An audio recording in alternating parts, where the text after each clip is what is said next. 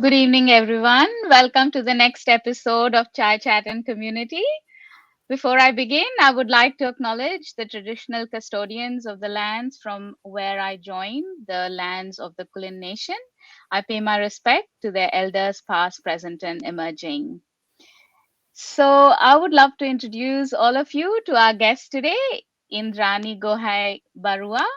She works with each, and I'll leave it to her to introduce what work and area of work she does at each. So tell us something about yourself, Indrani. Thank you for having me, Jyotsna. It's an honor. So my name is Indrani. Hi, everybody.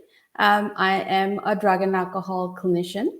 I am with the SURE team, substance use recovery team that sits in the southeast of Melbourne, and the organization is each.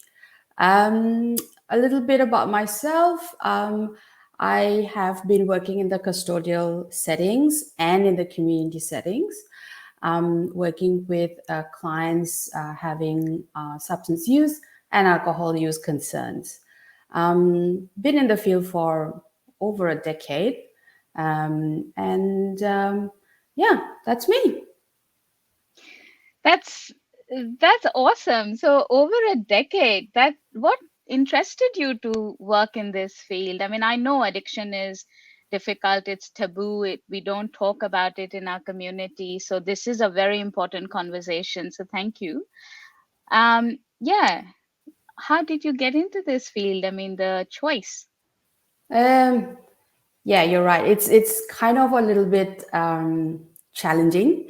When I was studying, when I was doing my master's, that's what, as students we used to discuss this field being one of the most challenging because the rate of relapse for clients is pretty high.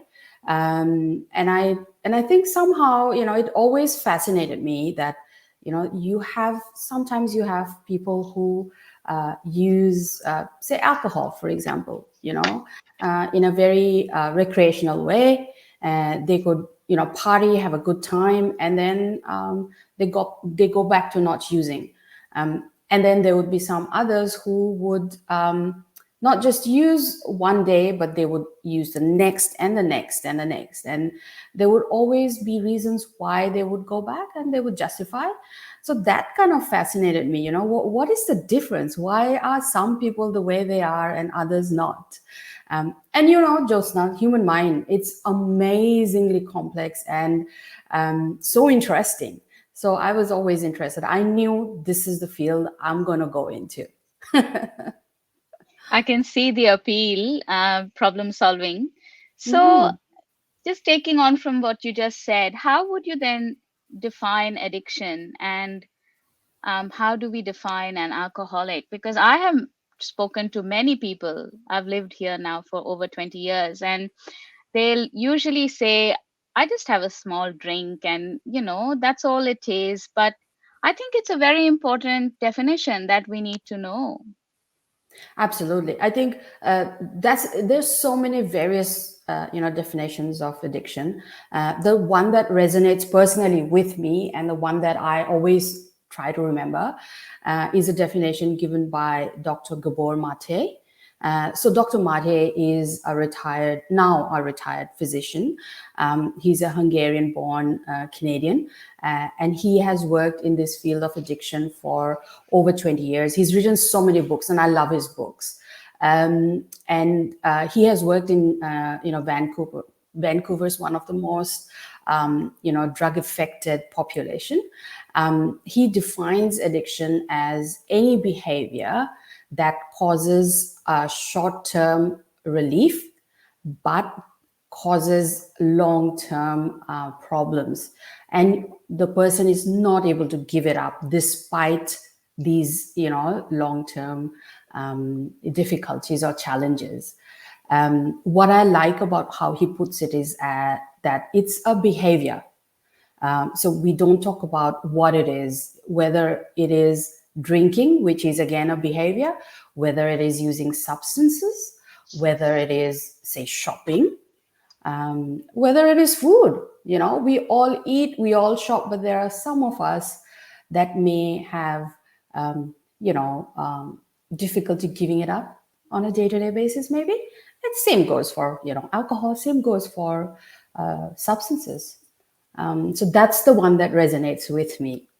Um, the other part of what you were asking in terms of alcohol use, I remember during my studies, I studied in Singapore, and one of our professors, she said to me, she said to the class rather, I kind of remember that always is, people will have problems or they may see problems or concerns, but we don't disturb them till they come to us and say, hey, look, I've got something that I want to address. So if I say, for example, see somebody who's drinking every day, but they don't recognize it as a problem, or they feel like it's not affecting them in any way, it's not an addiction. Even in Dr. Mari's group, in his book, he says the same thing, if it's not impacting your life, it is not an addiction. So yes, there is another layer to it, which is I may be in denial, that's different. Being in denial is different from it not causing you any problem. Yeah, that was this long-winded answer to your question. What is addiction? Yeah, it's an interesting answer because I've just written down two things that I would like to ask you. So, I wear another hat as a manager of a community organization, Mm, and we have met in that capacity too. yep. So I work with Indian Care, and Mhm, we provide an information and referral service mhm, to connect Indian community and the broader South Asian community to mhm, support services. So mhm, it's very interesting that you say that until someone comes and tells you they have a problem, it is not. So I guess what the interesting part of it is that it's always the individual has that agency and mm, also has the choice of disclosing that it is, whether it's an addiction or how they recognize it. mm, So, just carrying on from what you said, I just wanted to ask you about if you could explain more about the impact. mm, What impact would you, as a practitioner, recognize as having an effect, a detrimental effect on an individual? Because when people consume alcohol or other drugs, often they do it for pleasure. That's mm. where it starts, isn't it? I'm a Absolutely. social drinker, so it's all social Mm, settings. So I would be very keen to hear your ideas as a practitioner on what is the impact that you look for. mm. I think the first thing, especially when you work in the setting that I work in, a lot of the clients that come in on a voluntary basis. We do have a fair percentage of clients that come in as mandated. So they've had a brush with the law, or some requirements, say child protection, or somebody has strongly recommended that they have counseling for their whatever use or concerns. But the first impact, for especially for voluntary clients, that we talk about is, what first of all, what do you think, what brought you here, what do you think has been happening. More often than not, we'll talk a little bit about mental health. There is something called as the dual diagnosis that we offer our clients. So dual, which is, first is, alcohol or a substance use. The other part is mental health. So we address both. Most of the time, it is coexisting, most often than not. So we will target both. We'll talk about mental health. We'll talk about their use as well. The other impact that's quite visible at most of the time is relationships. They might have isolated their loved ones. They may have problems with any kind of relationship, be it children. Say child protection took my kid away because I just binged one time. My neighbors made whatever a complaint. Sometimes there's family violence involved. We talk about that. We talk about financial impact. And then, at the end of the day, depending on how far along the dependence is, there might be impact on work as well, not being able to hold a job, maybe. So those are the different domains in their life that we kind of look at and we examine what's going on for you. Having said that, if the person is still in denial, the client or the user, we also offer support to the family members or the loved ones. So we offer support to the significant other, because being a carer, watching your loved one not being 100% or not being as functional as they should be or can be, that's pretty traumatic. So we offer support to significant others as well. So yeah, it's on a very, very individual basis, Jyotsna. The only thing I can say is once the client comes to our space, the first thing we offer them is a very compassionate space. There is no judgment. We just start with a simple question. What brings you here? And then we build up from there. Yeah, you could see me nodding, isn't it? Because everything you said was just like, oh, that's just spot on. So essentially, it's just addressing social determinants of health, because you did speak about mental ill health, and then financial issues and relationships, relationships with children.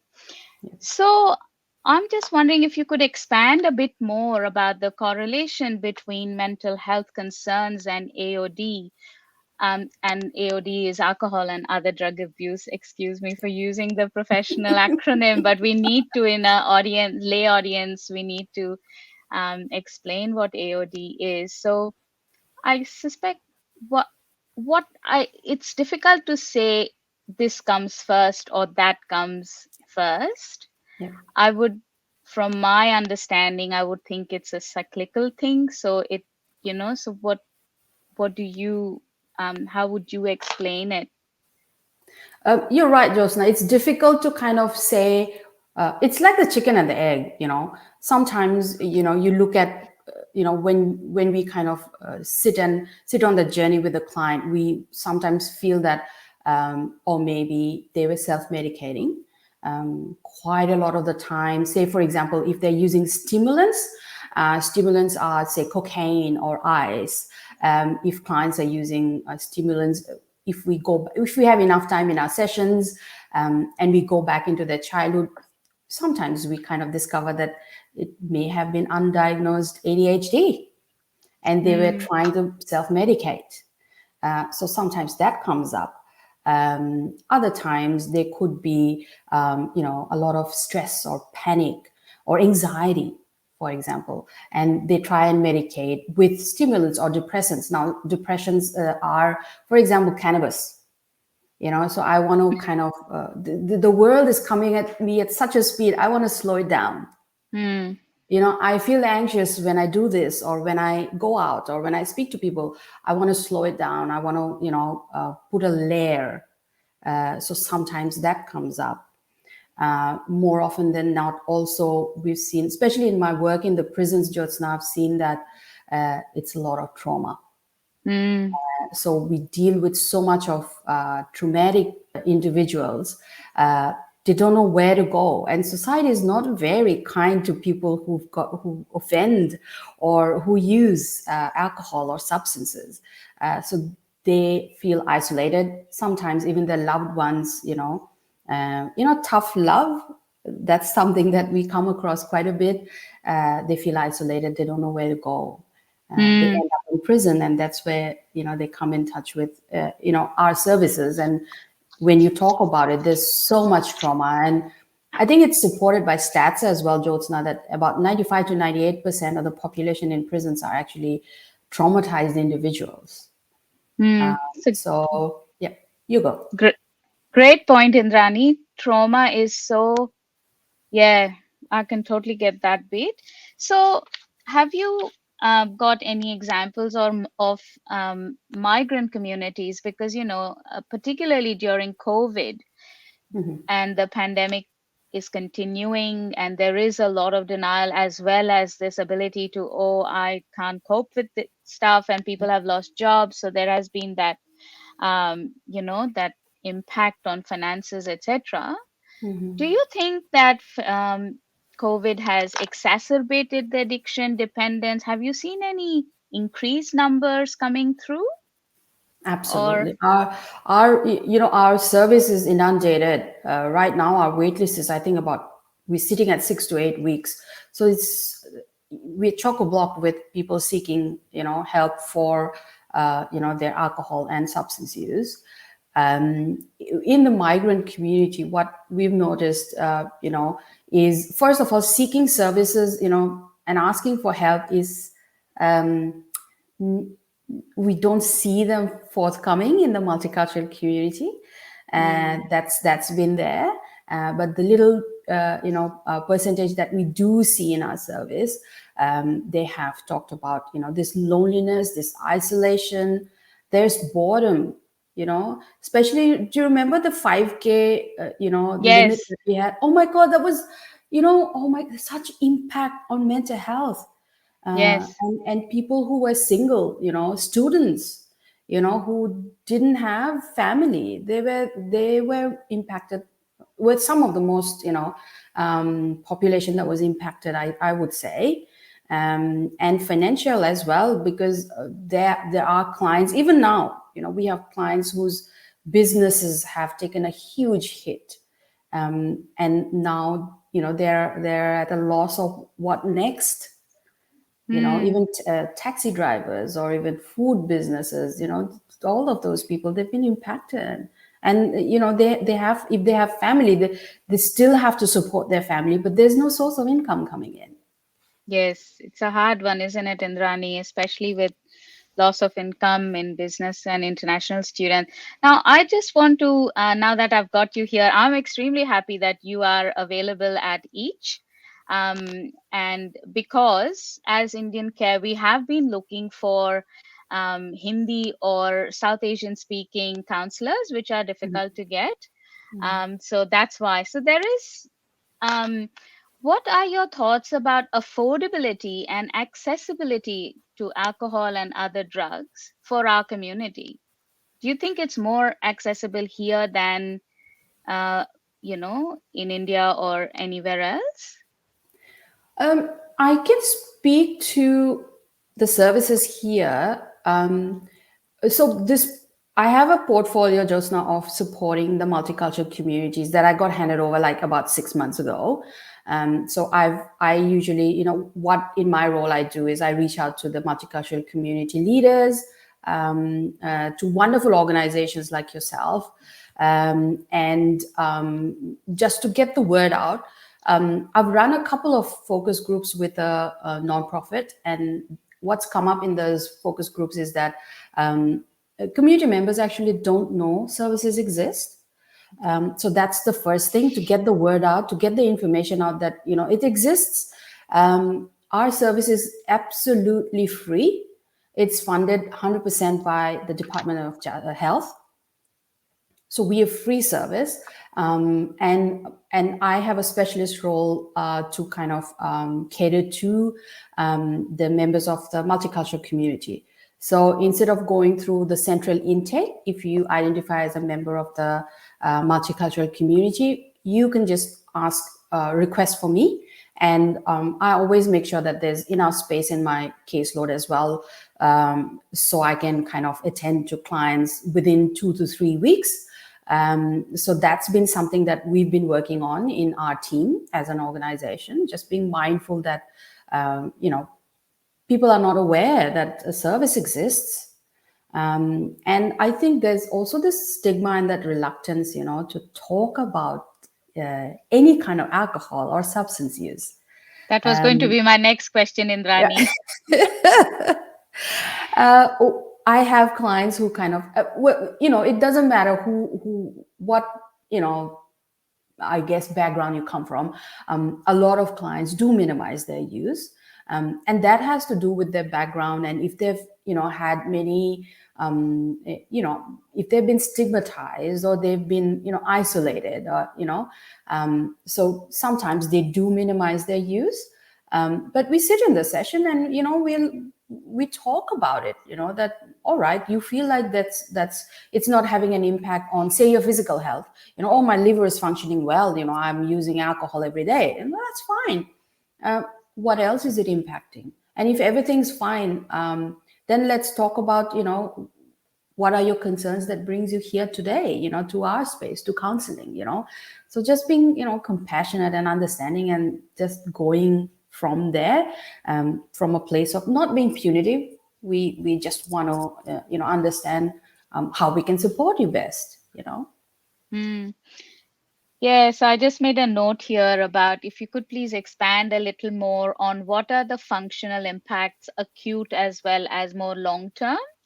So, what are the first signs that we can see? With we I mean, it's very hard for other people to tell someone that you need help. It has to be identified by the person. However, for families and Mm, children, particularly, if they see the parent, having an addiction of some sort, and particularly older children, mm. teenagers, high school children, where they know about these concepts, how do you suggest they could have that conversation to get their family member to counseling? What tips would you have for the community? I think that's a tricky one, though, isn't it? Because counseling is, you recognize a need and you come to the table, right? So if it's somebody else, even if it's your near and dear ones, there might be some kind of resistance.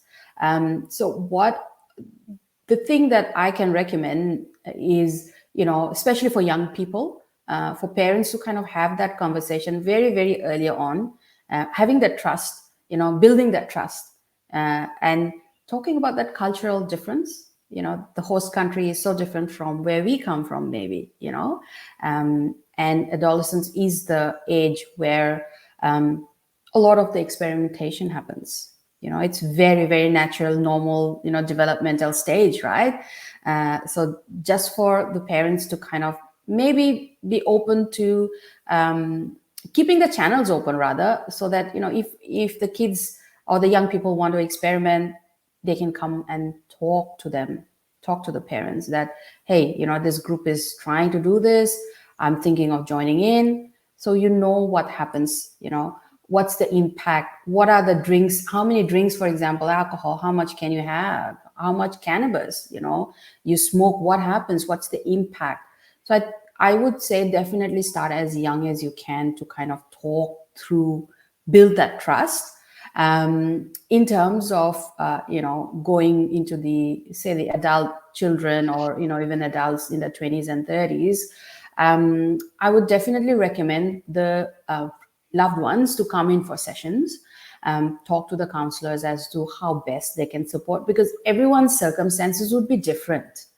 I have even had a mom come in for sessions with me. Her daughter was using ice, and not in a very dependent way, and it was impacting the child's health. So we kind of looked at different ways in which the mom could, very subtly put it that, hey, I'm concerned. And it was during the lockdowns. So they had, dealers coming in, dropping things off at the house. So that was also not very safe, to Hmm. be giving out addresses like that. So things like that. So we kind of very subtle way. Eventually, the daughter did come into the service, and just had a discussion. But that's a start, to create that environment where the loved ones, in the best interest of the user, can sit down, have that dialogue, and say, "Look, we are worried. What do you think?" And then to have somebody neutral, like a counselor, to be there and just to kind of handhold and say, "All right, let's look at what we can do to kind of support what's going on here." And more often than not, like Dr. Mate says, we don't ask the question, why the addiction? Rather, we ask, why the pain? Because we know that when there's someone who is using something at a regular basis, or behaving in a way that's detrimental to them, they're doing it for a reason. So we look at the reasons, because when we address the reasons, the unmet needs, we hope that the behavior will go away, or it'll decrease to to a level where we know that it might become more manageable. because not everyone who comes through our doors will say, hey, I want to be abstinent, and I want to give up everything. Not everyone says that, and that's okay. you know um, Hmm. as long as we can talk about managing it in a way that life is better, in the quality of their life, it's a win. Totally. I was going to, in fact, I was going to ask you that it's such a heavy and dark topic. Do you have any positive stories to share that, you have seen a decrease due to counseling, or people have abstained from it? I think from the work we do, I mean, we don't work in AOD. However, we do, Indian Care does have funding to work with the in the western catchment, Mhm. and what we are trying to do is actually provide social support through Mhm. activities to decrease isolation, which was a big thing during the COVID pandemic in Melbourne. So have you got any positive and nice stories to share, Indrani? Most definitely. I do have clients that come in for whatever their use is. I always make sure that we don't talk about addiction. The word "you're an addict," we never use that word. At least in my sessions, we just talk about how are you using alcohol, or how are you using your substance, and how is that use impacting you. So that's the first step. There is no judgment. The other thing that we usually do is, what's your goal here? So sometimes the goal is, I want to stop injecting. Then we make a plan for that. Sometimes the goal is, I want to reduce my use. We work on that. Sometimes it is, I want to stop, and we work on that. So absolutely, we have clients that have achieved their goals. Absolutely, they have. Sometimes they stay with us, for a short while, for a couple of sessions. They're good to go. Sometimes longer term sessions. So it all depends on the client.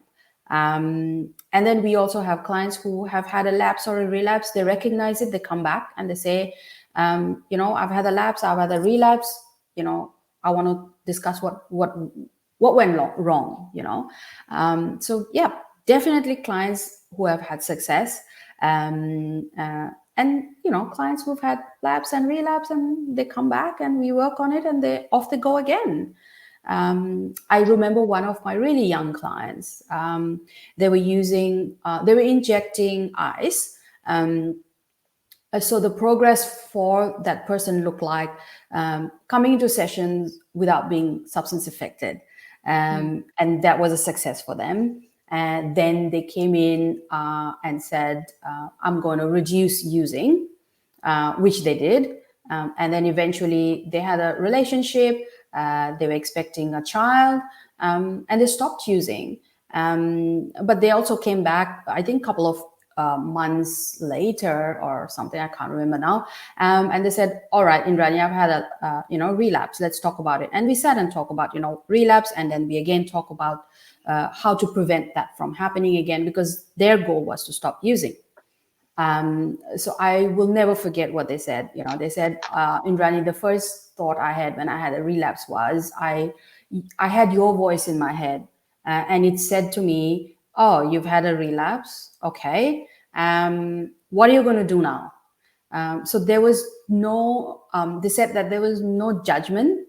And that's what helped them to kind of sit back and say, all right, this is not what I want. I want to change. And I need to go back again for another, couple of sessions. So yeah, there have been success stories, absolutely. It's not all gloom.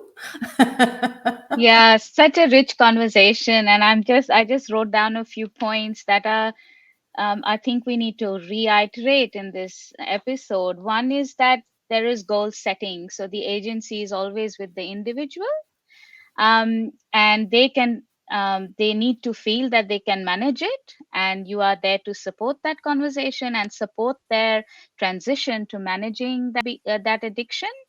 And it's wonderful that you just said that, I don't use the word addiction. I think a lot of us in our community do not like to use those words. It's extremely stigmatizing, and in a way, it acts as a barrier to the open and trusting conversation.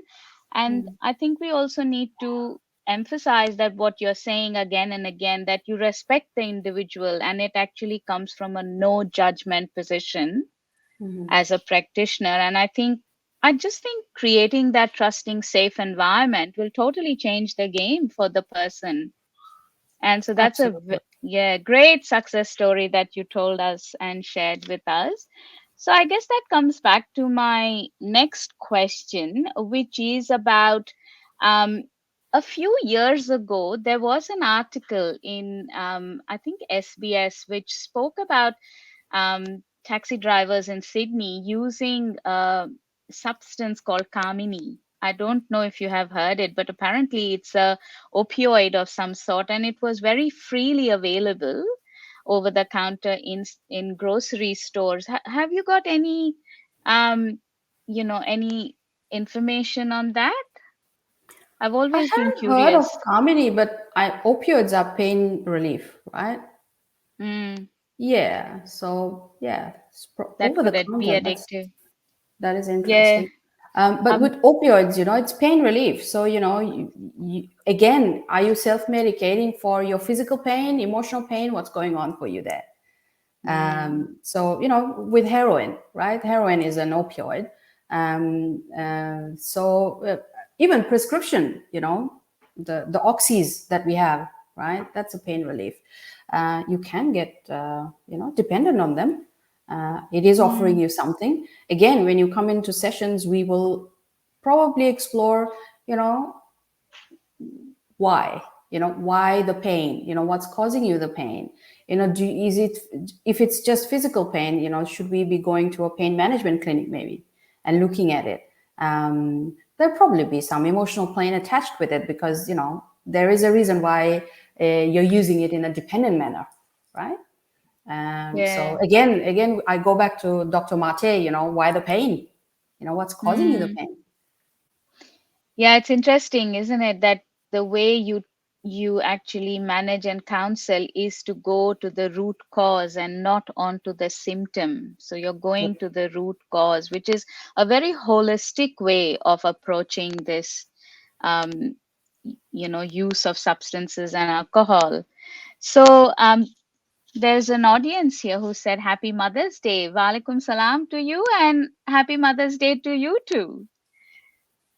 Um, I think that's for the northern hemisphere, is it? Because as what I remember in Australia, I think Mother's Day is in May for us, so we still have a few months to go.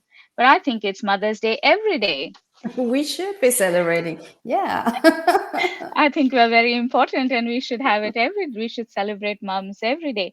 All right. So then, I just wanted to get some information. Now, this is about how do people, I know you said there are mandated referrals from child protection or from the court, and you also mentioned self referral. So, are you happy to share how to get in touch with you at where you work?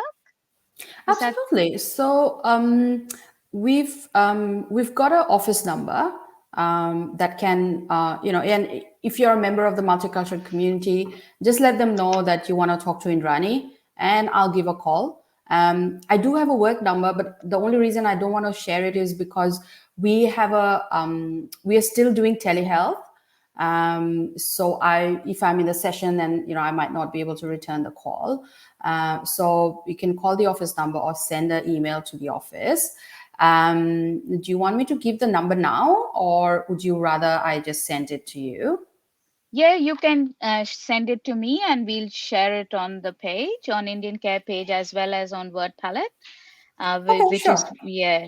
And I totally get the point that you are not offering face to face and you're available on telehealth. I'm And available on telehealth, Zoom, but also Jyotsna, from next week, we are going to be going back into the office. I am only in the southeast, so I've got two offices, one in Cranbourne and one in Narre. So from next week, I'll definitely be available face to face as well. thank you for sharing, because Indian Care does work in the Western metropolitan region of Melbourne, so Mhm. we can't refer anyone to the southeast as of yet. But watch Mhm. the space; we might be able to in the near future. But at so it's good to know that you said it's southeast. So people living in the southeast, feel free to reach out to each where Indrani works, and she can then help. So you can self refer. All right, then. I think we've done really well. We've covered a lot of topics in a very short amount of time. I mean, it is a Sunday night, so we've. Are there any last absolutely important message that you would like to finish up with, Indrani? The floor is yours. Um, I guess the only thing I would say is, have a chat. When we migrate to, a different country, we lose our village. It takes a village to raise the child. It takes a village for us to be supported. So we lose that village. Um, and usually what happens is we would probably go to our trusted friend, to our parents, obviously, but even to our uncles or our grandparents. And when we don't have that community to support us, to build us up, the next best thing that I can think of is to come and talk to a professional. Just have that confidential chat and see where you go. And that's the only thing that may help you also navigate certain systems in the country. We may not know where to go, what to do. So just come to a professional, have a chat, and we hope that we can support and give you that information that you need. Perfect ending to a fine conversation. For all of you listening, please do reach out. You could call Indian Care as well. We are there on all social media, or our number 1300 005040. That's where you can call in Indian Care, and we will connect you instantly to Indrani, or you can contact her at each. And on that note, have a good night. Thank you all for listening. Until our next Chai Chat and Community episode. Goodbye for now.